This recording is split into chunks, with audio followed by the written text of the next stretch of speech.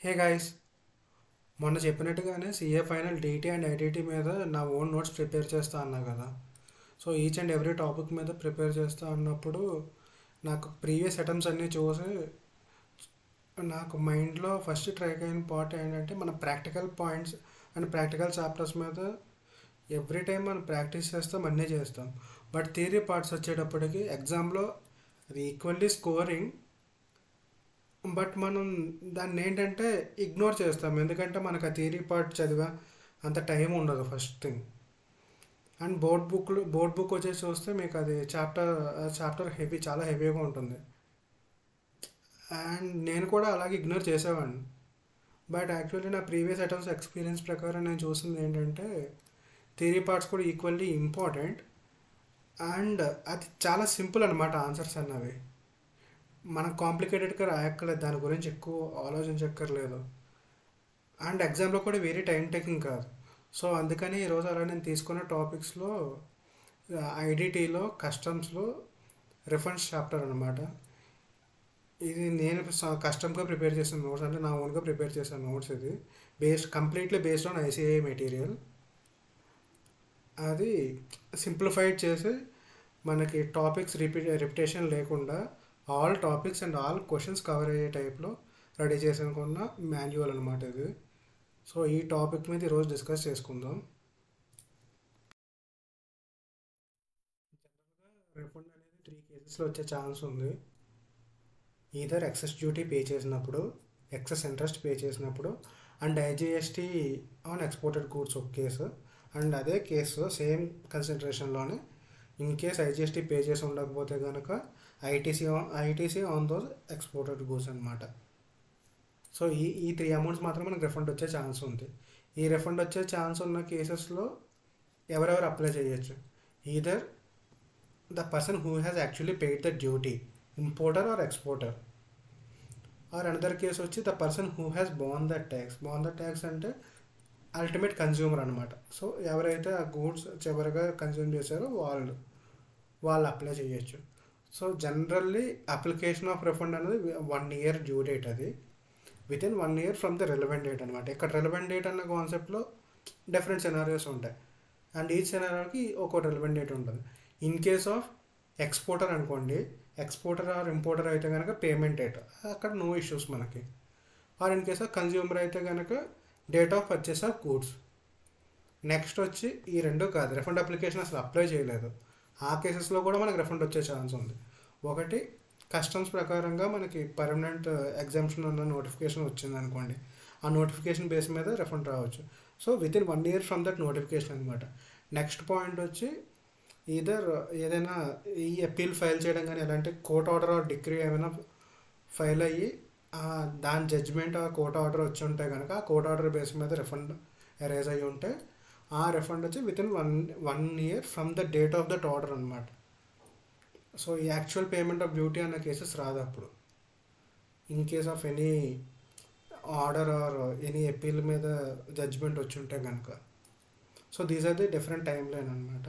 And one important case వచ్చి ఈ time line అసలు అప్లై అవ్వదు ఆ కేసులో. ఎప్పుడైనా మన అప్లికేషన్ ఫర్ రిఫండ్ పెట్టచ్చు. అదే కేసు ఏంటంటే we have paid the duty but we are not agreeing to it. So ఆ సినారియో వచ్చేసి డ్యూటీ పెయిడ్ అండర్ ప్రొటెక్షన్ అంటారు జనరల్లీ. సో ఆ సినారియోలో దానికి టైం లిమిట్ లేదు, ఎప్పుడైనా అప్లికేషన్ ఫర్ రిఫండ్ ఫైల్ చేయొచ్చు. ఇది జనరల్లీ అప్లికేషన్ ఫర్ రిఫండ్ అన్న కాన్సెప్ట్ అనమాట. రిఫండ్ అనేది మినిమం 100 రూపీస్ అండ్ అబౌవ్ ఉంటేనే మనం అప్లై చేయగలం. అండ్ వన్ మోర్ పాయింట్ ఏంటంటే డాక్యుమెంటరీ ఎవిడెన్స్ అనేది కంపల్సరీ. అది ఎందుకోసం అంటే ఈ అన్జస్ట్ ఎన్రిచ్మెంట్ అన్న కాన్సెప్ట్ ఉంటుంది, అది ఆ సిచ్యువేషన్లో అప్లై అయిందా లేదా చెక్ చేయడం కోసం డాక్యుమెంటరీ ఎవిడెన్స్ సబ్మిషన్ అన్నది మ్యాండేటరీ. జనరల్గా ఒకవేళ మనం డాక్యుమెంటరీ ఎవిడెన్స్ కరెక్ట్గా లేకపోతే ఈ అన్జస్ట్ ఎన్రిచ్మెంట్ అన్నది 100% జరిగింది అని ప్రెజ్యూమ్ చేసుకుంటారు. సో ఈ కేసెస్ కోసమే ఆ డాక్యుమెంటరీ ఎవిడెన్స్ అన్నది mandatory. And it is our responsibility that unjust enrichment has not been happened and tax not has been passed on to that buyer. ఈ అన్జస్ట్ ఎన్రిచ్మెంట్ అంటే ఇది సినారియోలో చెప్పడం ఈజీ కంపారిటివ్లీ.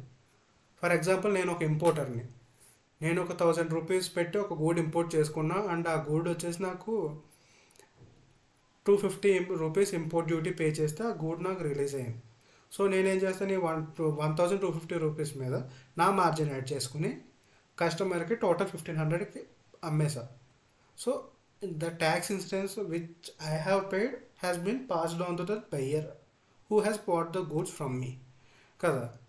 సో ఇప్పుడు ఏమైంది, దాని తర్వాత సమ్ ఇష్యూ వల్ల ఈ యాక్చువల్ డ్యూటీ పెయిడ్ ఉంది కదా, అది 150 250 కాదు 150 రూపీస్కే రెడ్యూస్ అయింది. సో మనకి ఇంకా 100 రూపీస్ రిఫండ్ తెచ్చుకోవచ్చు కదా. ఈ కేసులో ఒకవేళ మనం రిఫండ్ అప్లై చేస్తే అది మనకి అడిషనల్ ప్రాఫిట్ కింద వస్తుంది కదా, ఎందుకంటే మనం పే చేసిన 250 రూపీస్ మనకు వచ్చేసింది అండ్ ట్యాక్సెస్ పాస్ ఆన్ అయిపోయింది. ఈ 100 రూపీస్ ఏదైతే మనకి అడిషనల్ బెనిఫిట్ కింద వస్తుందో, ఈ బెనిఫిట్ వచ్చిన దాన్నే అన్జస్ట్ ఎన్రిచ్మెంట్ అంటారు అది టెక్నికల్ టర్మ్స్లో. ఈ అన్జస్ట్ ఎన్రిచ్మెంట్ అన్నది అవ్వకూడదన్న కేసెస్లోనే జనరల్గా ఏ రిఫండ్ వచ్చినా ఇంపోర్టర్ ఆర్ ఎక్స్పోర్టర్ కనుక రిఫండ్ కోసం అప్లై చేస్తే జనరల్లీ ఆ రిఫండ్ కన్జ్యూమర్ వెల్ఫేర్ ఫండ్కి ఇవ్వడానికి ప్రిఫర్ చేస్తారు. దానికి వెరీ ఫ్యూ ఎక్సెప్షన్స్ ఉన్నాయి. ఆ ఎక్సెప్షన్స్ చూద్దాం ఒకసారి. ఎక్సెప్షన్స్ అంటే ఏం లేదు, నథింగ్ బట్ ఫస్ట్ థింగ్ వచ్చి ఇంపోర్టర్ ఆర్ ఎక్స్పోర్టర్ కస్టమర్కి గూడ్స్ అమ్మలేదని ప్రూవ్ చేసుకున్న డాక్యుమెంటరీ ఎవిడెన్స్ అది ఉంటే ఓకే, మనకే రిఫండ్ ఇస్తారు. అండ్ సెకండ్ థింగ్ వచ్చి నేను ఇంపోర్టర్ని కాదు ఎక్స్పోర్టర్ని కాదు, జస్ట్ వన్ టైం నా ఇండివిజువల్గా నేను నా పర్సనల్ యూస్ కోసం గూడ్ని ఇంపోర్ట్ చేసుకుంటే దాని మీద రిఫండ్ వచ్చే ఛాన్స్ ఉంది. అండ్ నెక్స్ట్ థింగ్ వచ్చి ఎక్స్పోర్ట్ డ్యూటీ పెయిడ్ అనమాట. ఎక్స్పోర్ట్ డ్యూటీ పెయిడ్ అన్న కూడా రిఫండ్ వస్తుంది. ఏ కేసెస్లో ఇప్పుడు నువ్వు ఏ గూడ్ అయితే ఎక్స్పోర్ట్ చేసావో అది రిటర్న్ అయిపోయింది అనుకో గూడ్, అంటే రీసేల్ అండ్ రీవర్క్ల కోసం ఎలాంటి కేసెస్ కోసం కాదు, కంప్లీట్గా గూడ్ని నీ దగ్గర వెనక రిటర్న్ వచ్చేసింది, అలాంటి కేసెస్లో నీకు రిఫండ్ వచ్చే ఛాన్స్ ఉంది. అండ్ ఇంకొక సినారియో ఏమో ఉంటుందంటే జనరల్గా సెంట్రల్ గవర్నమెంట్ ఏదైనా సెట్ ఆఫ్ అప్లికెంట్స్ని, సో వీళ్ళు రిఫండ్ క్లెయిమ్ చేసుకోవడానికి eligible and particular class of అప్లికెంట్స్ని చెప్తే వాళ్ళు ఎలిజిబిలిటీ ఉంటారు. నెక్స్ట్ ఇంకో కేసు ఏమొచ్చాయంటే ఇంపోర్ట్ చేసుకునే వాళ్ళు ఉంటారు కదా, వాళ్ళకి before clearance of goods for home consumption అనమాట. అది ఆ ఆర్డర్ పాస్ అవ్వకముందు ఒక డ్యూటీ ఉంటుంది, ఒక 1150 or 1250. అండ్ ఆఫ్టర్ అది మనకి ఆ ఆర్డర్ ఫర్ క్లియరెన్స్ వచ్చిన తర్వాత యాక్చువల్ బిల్ ఆఫ్ ఎంట్రీలో మనకు క్లియర్గా తెలుస్తుంది, ఓకే ఇంత అక్కడ 1250 పే చేసాం, ఇక్కడ 1150 పే చేయాలి. ఈ డిఫరెన్స్ అమౌంట్ క్లియర్గా బిల్ ఆఫ్ ఎంట్రీలో ఎవిడెంట్గా ఉంటుంది అనమాట. ఈ పాయింట్స్లో ఉన్నప్పుడే రిఫండ్ మనకు వచ్చే ఛాన్స్ ఉంది. అన్లెస్ అంటే మనం ఈ పాయింట్స్లో కవర్ అయ్యి ఉండకపోతే జనరల్గా రిఫండ్ వచ్చే ఛాన్స్ ఉన్నా అది కన్స్యూమర్ వెల్ఫేర్ ఫండ్కి వెళ్ళిపోతుంది. ఇది కాన్సెప్ట్ ఆఫ్ అన్జస్ట్ ఎన్రిచ్మెంట్ అన్నది. సో ఇది లింకేజ్ కాన్సెప్ట్, అందుకే రెండు కలిపి చెప్పాను. నెక్స్ట్ పాయింట్ చూద్దాం.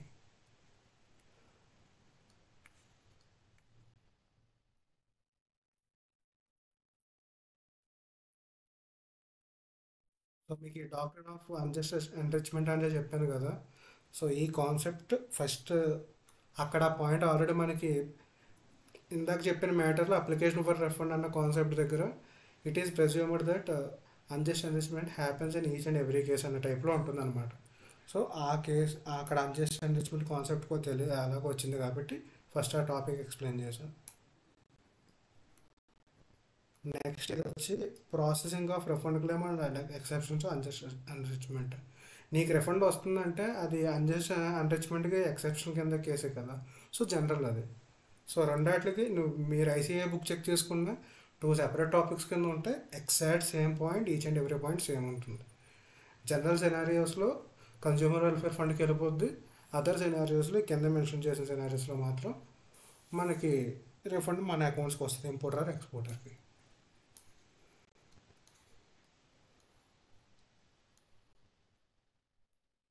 సో ఇది దాని రిలేటెడ్ కేస్ లాస్ అనమాట. ఈ 2 కేస్ లాస్ అంత ఇంపార్టెంట్ కాదు. అండ్ వన్ మోర్ పాయింట్ వచ్చేసి ఈ అన్జస్ట్ ఎన్రిచ్మెంట్ అన్న కాన్సెప్ట్ ఇందాక మనం ఒక కేసులో డ్యూటీ పెయిడ్ అండర్ ప్రొటెక్షన్ అన్న కేసులో రిఫండ్ అప్లికేషన్కి టైం లేదన్న ఎక్సెప్షన్ ఉంది కదా. సో ఈ అన్జస్ట్ ఎన్రిచ్మెంట్ ప్రిన్సిపల్కి దానికి ఎక్సెప్షన్ లేదు.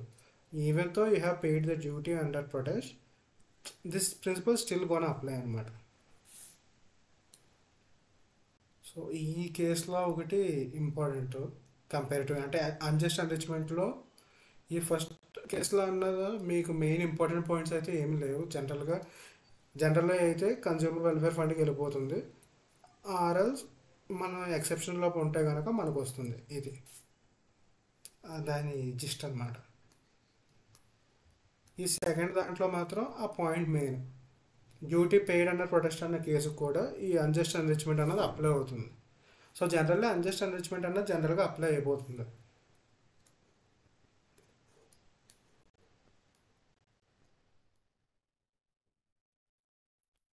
So interest on delayed refund అన్న కాన్సెప్ట్ మనకి ఏ టైంలో వస్తుందో, మనం అప్లై చేసిన విత్ ఇన్ 3 months లోపు మన కస్టమ్స్ అథారిటీ నుంచి రెస్పాన్స్ రావాలి. ఇన్ కేస్ మనకి ఏ రెస్పాన్స్ రాలేదు అంటే దాని మీద మనం ఎంతైతే క్లెయిమ్ చేసామో, for example 1 lakh or 2 lakhs, దాని మీద 5% నుంచి 30% వరకు గవర్నమెంట్ ఇంట్రెస్ట్ రేట్ ఫిక్స్ చేయొచ్చు based on that current applicable notification అనమాట. ప్రజెంట్ మన నోటిఫికేషన్ ప్రకారం ఇంట్రెస్ట్ ఆన్ డిలేడ్ రిఫండ్ మీద 6% ఉంది. సో ఇది ఎలా ఎప్పటి నుంచి క్యాలిక్యులేట్ అవుతుందంటే from the date of refund application అనమాట. రిఫండ్ అప్లికేషన్ డేట్ ఇందాక మనం చూసాం కదా. సో ఆ డేట్ నుంచి with in after expiry of 3 months, ఆ 3 months కంప్లీట్ అయ్యి నెక్స్ట్ డే నుంచి ఇంట్రెస్ట్ క్యాలిక్యులేట్ అవుతుంది 6%. సో అదే పాయింట్ ఇక్కడ మెన్షన్ చేయ ఉంటుంది. అండ్ ఇంకొకటి వచ్చి మనం రిఫండ్ అప్లికేషన్ ఫైల్ చేసాము. జనరల్గా ఫైలింగ్ డేట్నే మనం క్యాలిక్యులేషన్లో కన్సిడర్ చేస్తాం. లైక్ మనం పోస్ట్ చేసిన డేట్ వచ్చేసి 10th May 2024 అనుకోండి. అండ్ కస్టమ్స్కి రిసీవ్ అయ్యి ఓకే ఆ కస్టమ్స్ ఎక్నాలజ్మెంట్ మనకు వచ్చింది 15th అయితే, డేట్ ఆఫ్ అప్లికేషన్ మనం కన్సిడర్ చేసేది ఈ పర్పస్ కోసం 15th May అనే కన్సిడర్ చేస్తాం.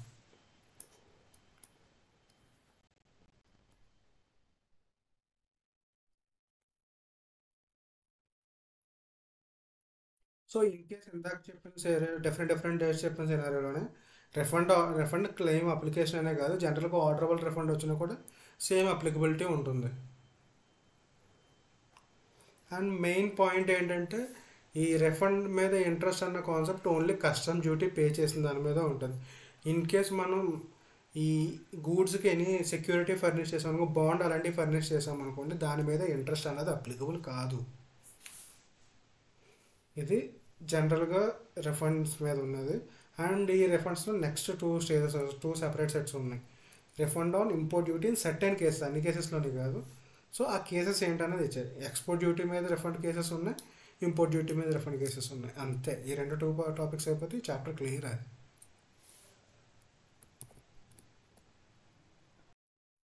ఈ రిఫండ్ ఆఫ్ ఎక్స్పోర్ట్ డ్యూటీ అన్నది ఈ 3 కండిషన్స్ సాటిస్ఫై అయితేనే ఇస్తామన్నమాట.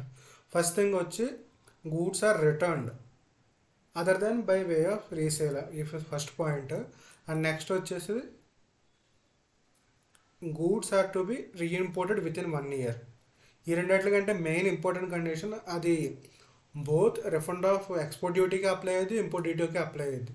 అదేంటంటే within 6 months from date of order of clearance of goods అనమాట. ఆ గూడ్స్ క్లియరెన్స్ ఆర్డర్ వచ్చే 6 months లోపు మనం ఇది అప్లై చేయాలి కంపల్సరీ. అది either refund of export duty అయినా అని, రిఫండ్ ఆఫ్ ఇంపోర్ట్ డ్యూటీ అయినా, రెండింటికి సేమ్ పాయింట్. ఈ పాయింట్ ఒకటి సేమ్ ఉంటుంది. అండ్ ఇంకొకటి ఏంటంటే మనకి పైన 1 year అనేది 6 months అన్నారన్న కాన్సెప్ట్ ఆలోచించకండి. ఈ 6 months అనేది స్పెసిఫిక్ కేసు. ఇన్ కేస్ మనకు క్వశ్చన్లో క్లియర్గా export duty or import duty అని మెన్షన్ చేసినప్పుడు ఈ సినారియోస్ వస్తాయి. ఆర్ సెక్షన్ నెంబర్స్ మెన్షన్ చేస్తారు. అది జనరల్ రిఫండ్ కేసు వచ్చేసి సెక్షన్ 27 వస్తుంది. ఇది స్పెసిఫిక్ రిఫండ్ అంటే లైక్ ఇంపోర్ట్ డ్యూటీ అంటే ఎక్స్పోర్ట్ డ్యూటీ అంటే ఎక్స్పోర్ట్ డ్యూటీ అయితే సెక్షన్ 26 వస్తుంది, ఇంపోర్ట్ డ్యూటీ అంటే సెక్షన్ 26A వస్తుంది. ఇది అయితే ఈధర్ సెక్షన్ నెంబర్ ఇస్తారు, లేదంటే మనకి import duty or export duty wording అలాగే ఉంటుంది. సో ఇప్పుడు ఎక్స్పోర్ట్ డ్యూటీ కండిషన్స్ జనరల్గా ఇందాక మాట్లాడుకున్నట్టే విత్ ఇన్ 1 yearలో రీఇంపోర్ట్ అయ్యి ఉండాలి. అండ్ గూడ్స్ మనకి రిటర్న్ వచ్చేసి ఉండాలి other than by way of resale. ఈ 2 points అనేది మెయిన్ అనమాట. నెక్స్ట్ వచ్చి refund of import duty. Just minute guys, laptop charge అయింది.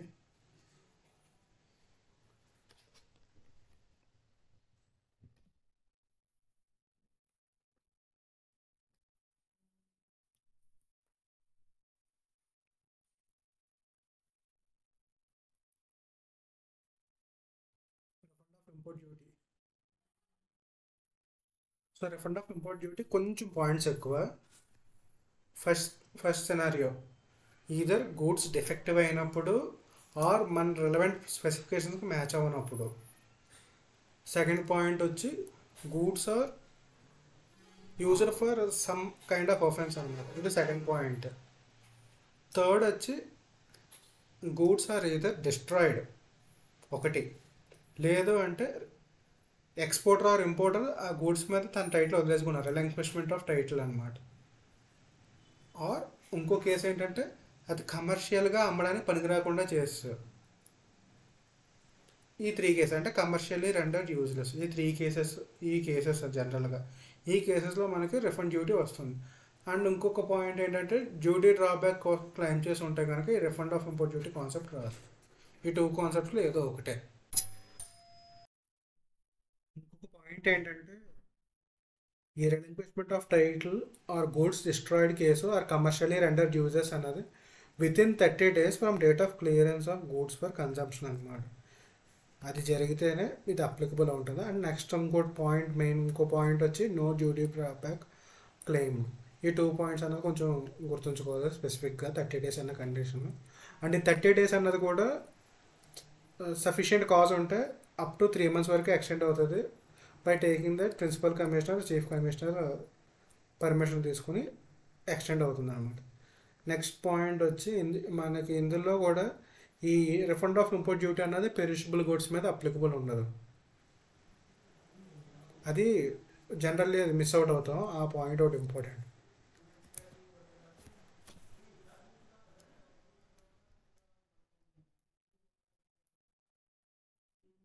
ఈ రెలవెంట్ డేట్స్ అంటే ఏం లేదు, రిలంక్విష్మెంట్ ఉంటే డేట్ ఆఫ్ రిలంక్విష్మెంట్ అన్నది రెలవెంట్ డేట్ అవుతుంది. ఎక్స్పోర్టెడ్ గూడ్స్కి అయితే కనుక date of clearance order. And goods destroyed or commercial users అయితే ఏ డేట్ అయితే డిస్ట్రాయ్ అయింది particular date. So that is the relevant date concept ఇక్కడ.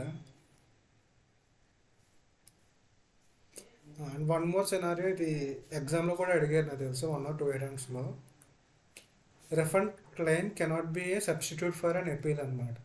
సో ఇది వచ్చేసి ప్రియా బ్లూ ఇండస్ట్రీస్ అన్న కేసులలో మెయిన్ పాయింట్ ఇది హైలైట్ అయింది. సో ఇది సింపుల్గా చెప్పాలంటే నేను ఇంపోర్ట్ చేసుకున్నా 250 rupees or 500 rupees or what ever.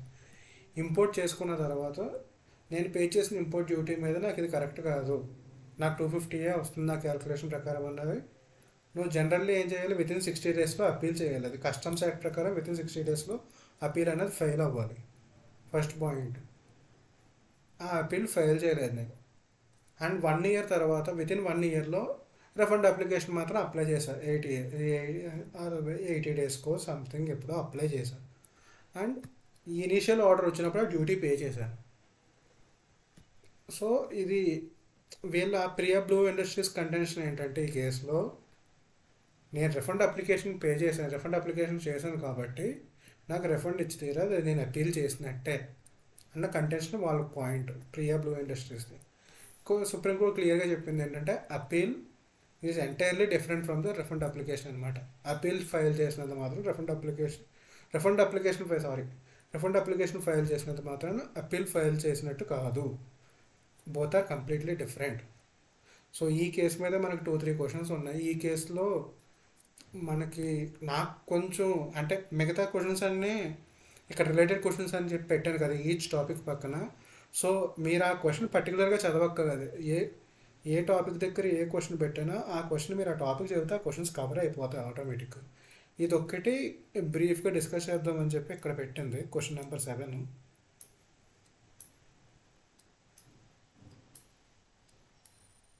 అంటే ఇది ఈ అప్పీల్ అండ్ రిఫండ్ అన్న కేసెస్లో రిలేటెడ్ ఇంపార్టెంట్ జడ్జ్మెంట్స్ అనమాట. ఐఎమ్ షూర్ మీరు మోస్ట్ ఆఫ్ దమ్ తెలిసే ఉంటుంది ఇవి.